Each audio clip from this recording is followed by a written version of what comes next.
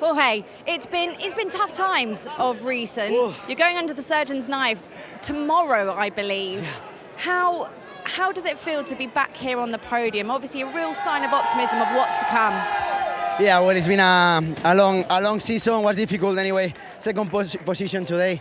I struggled during the last races, but I knew I was there. I was still the same Martinator, and yeah, this weekend was almost perfect. The pace was there. I was struggling being behind the race, so I was trying to be in front. But yeah, finally, thanks to the crowd, to my fans, they are here pushing a lot. Gracias a todos y la próxima más. Gas. Great to see you back. Yeah, great to see Jorge Martin back on the podium. That was a top ride by him. He really was working hard in an intense battle with Aleix Espargaro, and it got the ultimate reward, second place. He had nothing for Fabio Quartararo. Nobody did here in Barcelona today, but Jorge Martin celebrates second place, back on the podium for the first time since Argentina. But one man was utterly brilliant here today in Barcelona, your reigning world champion and race winner Fabio Quartararo with Amy. Fabio, congratulations. You had so much margin, but you made it look completely effortless. Just keep that hammer down. Exactly. I felt good from the beginning. I knew I wanted to be first in the first corner, and finally I managed to get something crazy. So yeah, I'm so happy. Great to see all the fans here. I want to thank them all to come here, and yeah, amazing race. I felt great. I was not controlling all the race, but pushing from the beginning, and then see how was my rear tire going. Was really good, and I had some margin and always increasing my lead. So happy, and Mugello one here was meant to be difficult, but 2-1-1 is a really great result. Congratulations. Yeah, that's a good point made by Fabio Quartararo, isn't it? The long straights of Mugello and Barcelona were supposed to really hurt the Yamaha man, and he walks away with 45 points from 50 in the space of a week, and he won't be bothered by the howl that dropped by Aleix Espargaro, because it means he goes to the Saxon Ring in a couple of weeks' time. What is it, 22 points clear in the championship battle? That's a big buffer. He'll be looking to extend that and going into the summer break as well. And of course, what's happened elsewhere in that Grand Prix, and Ed Bastianini, who crashed out of the race earlier on, he's 53 behind now, and Pecco Bagnaia continues the incredible run in 2022. No race winner in 2022 in MotoGP has finished in the top 10 at the following Grand Prix. Incredible run of results this season. Quite extraordinary the way it's gone. Fabio Quartararo won't care about that, with a 66-point lead now over the rider who many expect to be a long-term championship contender. Pecco Bagnaia stuck on 81 points. Of course, no fault of his own, but Bagnaia, a disastrous day for Ducati as a whole, and a day that couldn't have gone much better when Fabio Quartararo woke up this morning from his point of view. I'm loving that circuit-designed podium here in Barcelona. I'm sure that's going to be replicated by a few tracks around the world. So the fans here in Barcelona, some of them are going home pretty dejected tonight, having seen the home crowd hero throw away 20 precious World Championship points. Apparently Salva Franco, who's a mechanic currently in Aprilia for Aleix Espargaro, was also a mechanic right here back in 2009 when Julian Simon made the same error back in the 125cc battle. We're just going to stay quiet now as we try and listen into the post-race thoughts of our top three men here in Barcelona.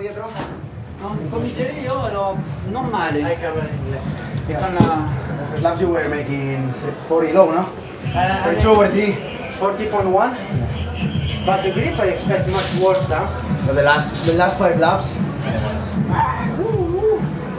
But was with Aleix battling on the race. But Aleix got before the finish line. Last lap, I thought he broke. Yeah, me too. Starting the last lap, I was catching back. And then I was he like, did oh, I'm coming. all And the then, brake pump celebrating. close. Me, I passed him in first corner, and then I said, wow. And then he started pushing again. Yeah, but I think Mir passed him. He went. I finished 5th, I think. Yeah, me is 4th, no? Wow. This is the start also, you didn't see it. Ah, see. Nakagami. Nakagami, 3 or 4. Yeah. We spoke in the... I think he crashed, he touched Bagnaia, and he took away... Prince is... yes, Prince, yes. Because in the first lap, in the braking, I was like, oh. That was hot, no? I was overtaking you, then someone, I don't know, I think was Paul or Nakagami overtook me, and I was close to you, and then boom, boom, boom. I think has been Nakagami because Paul overtake, but I think was not in front of you. Yeah, but I think yeah, first corner. But you, the first lap had already 1 second. No, I had 3 tenths. No. More. So my team was like... Yeah, maybe in that sector, but Alex was very... I mean, my best lap was managing 40. a lot, Alex. And I was really like trying to... At the end, I had a little bit more. because I pushed so much. But in even last laps, I was doing 41.6 and... Yeah, I was with Alex alone, and then he was coming with the hard. I knew I was the hard, and I was no... Yeah, but the hard But you think was good idea, the hard? But at the end, it did not help me. But last year... Yes, spin. Last year I did the same, and I expect much better At the end. But last year you used medium, right? Last year. Second. But you used medium rear, no? No, hard. Yes. I remember. Wow. But I got much more job than last year. Mañana me opero, tío. De un nervio, no tenía las últimas vueltas. La última giro stavo senza forza, onestamente. Wow.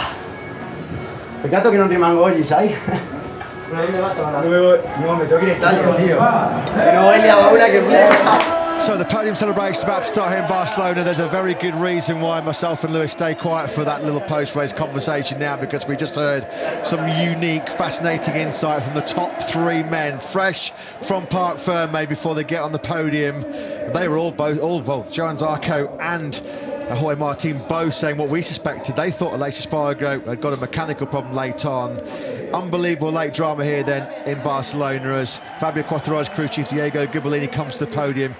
What a day of race action here in MotoGP in Barcelona, and your podium celebrations underway. And what a weekend for Yamaha.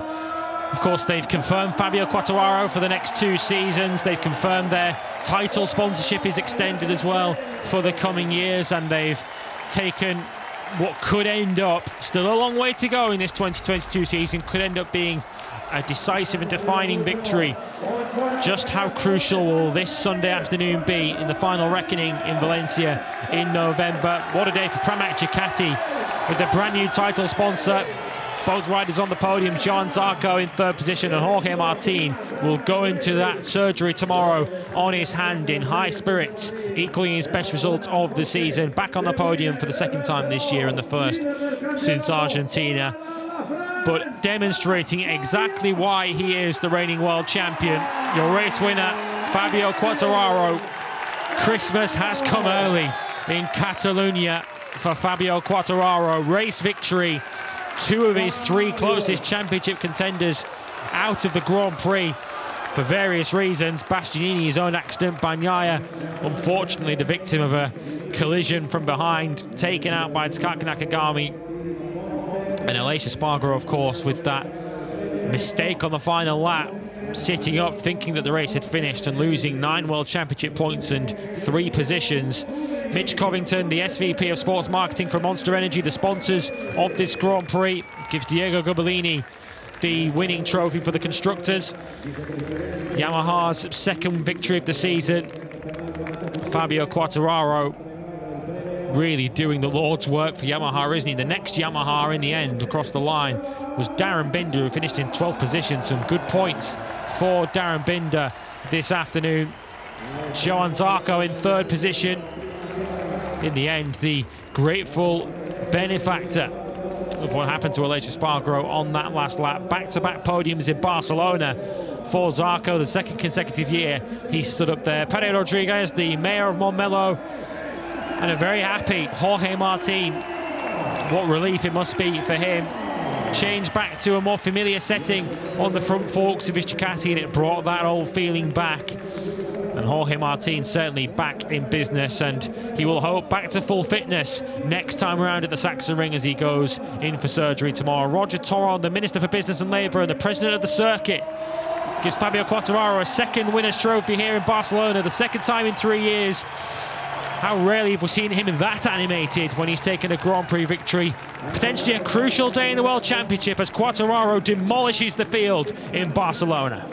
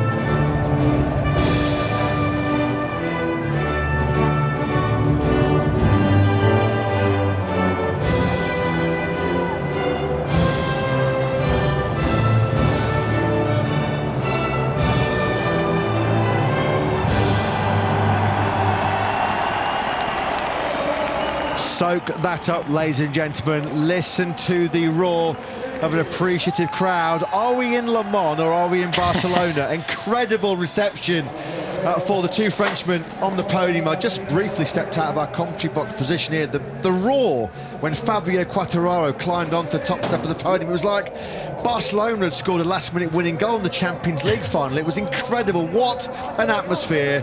What a spectacle the MotoGP World Championship is this year. It's been a thoroughly enjoyable and dramatic race day across all three classes, and it finishes in the most dramatic fashion.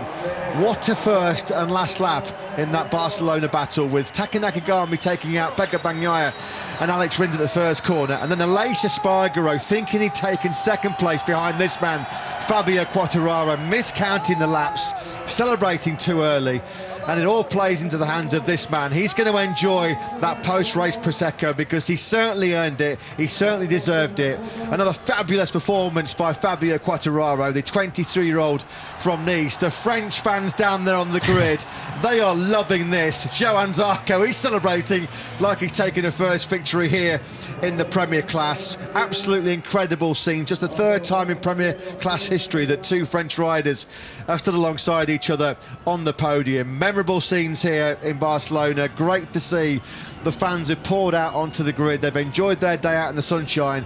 I'm sure they've enjoyed their day out watching Moto3, Moto2 and MotoGP action here, because it's been a brilliant day in Barcelona. Brilliant day if you're French as well.